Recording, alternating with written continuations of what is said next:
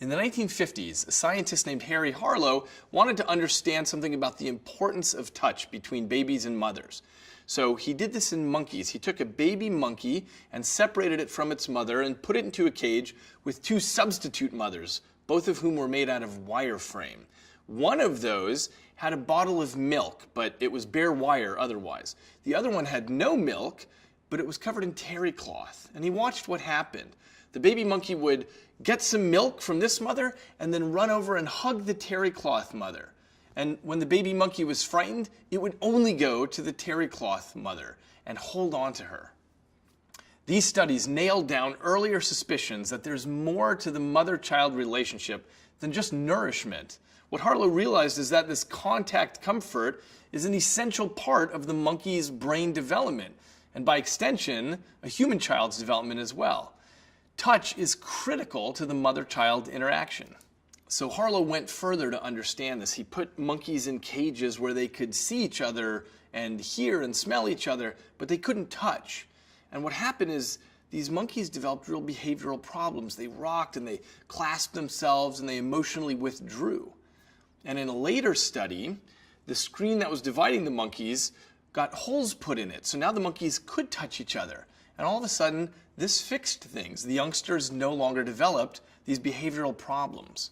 For a beautiful illustration of just how much humans need touch, just look at any neonatal intensive care unit.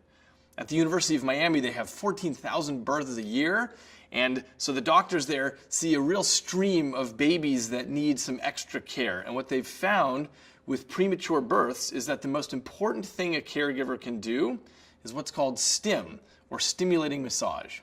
3 times a day, the nurses and the parents stroke the premature infants. And it can't be too light or it tickles the infant, and it can't be too firm or it agitates the infant. So they do it just at a slow, steady pace, like smoothing a wrinkle from fabric. And they do 6 times on the head and the face, and then 6 times on the back and the neck and the arms and the legs. The results are dramatic. Those babies that were massaged gain weight 50% faster than their peers who weren't touched.